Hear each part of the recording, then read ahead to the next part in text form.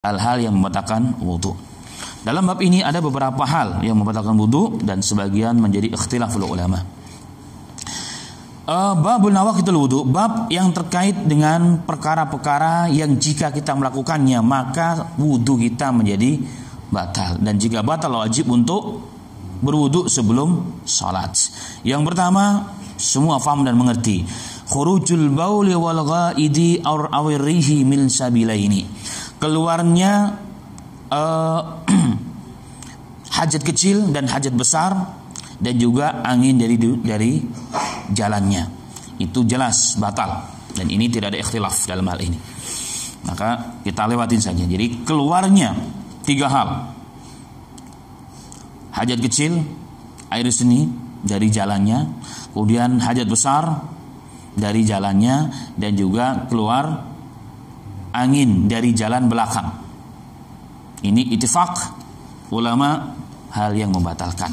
Tetapi ada satu catatan, keluar seperti angin, dari kaum Hawa, bunyinya kayak angin, tapi keluarnya bukan dari jalan yang membatalkan.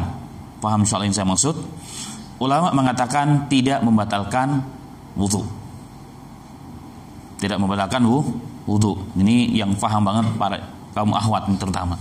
Jadi ada kayak keluar suara, tapi bukan dari jalan yang membatalkan wudu, dari depan, dan itu bukan keluar sesuatu yang membatalkan wudu, dan itu berdasarkan pernyataan hampir jumhur ulama mengenai hal tersebut.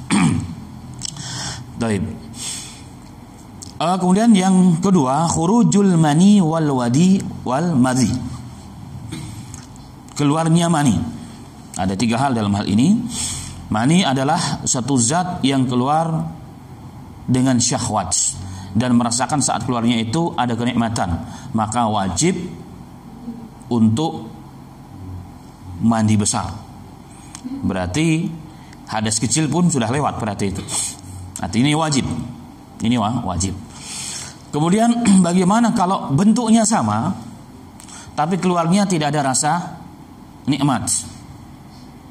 Ada seorang tabi'in pernah datang kepada Abdullah bin Mas'ud, Abdullah bin Abbas atau Abdullah bin Mas'ud, bertanya, "Ya Syekh, saya keluar sesuatu yang ma'ruf yaitu mani, tetapi saat keluarnya tidak merasakan nikmat itu."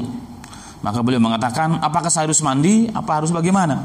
Maka beliau bilang, "Innaha la rutubah."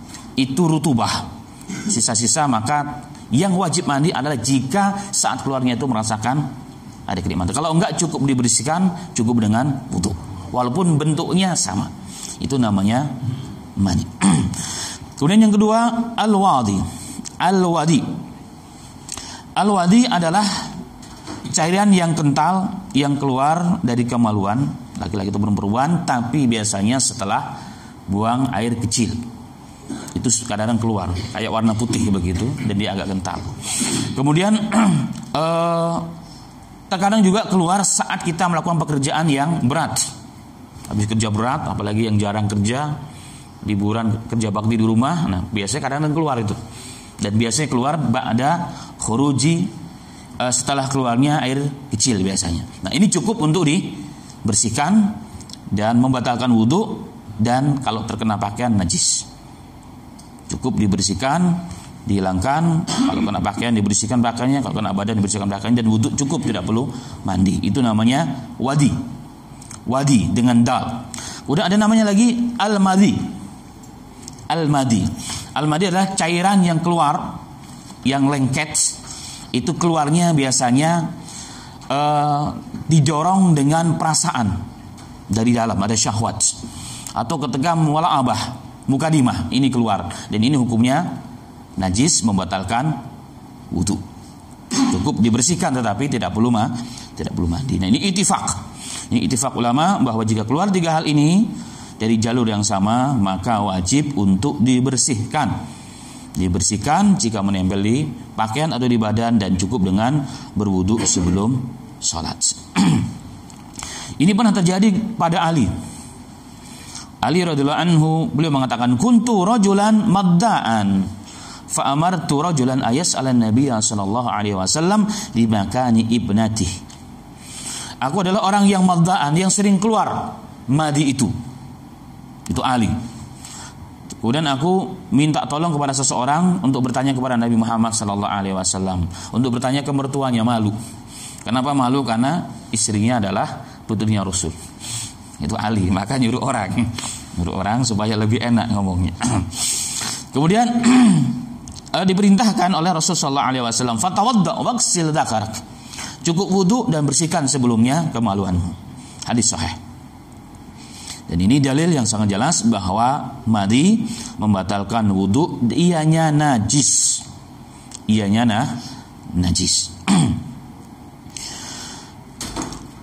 Kemudian ada catatan, man kana mubtaliyan bisalsali bawl wa salsalil madi atau kana yataqarrar 'indahu khuruj syai' mimma taqaddama hatta yashqa 'alaihi li'illati jasadihi fa innahu yaksil ma asaba thawahu bi batnihi wa yatawadda li kulli salatin.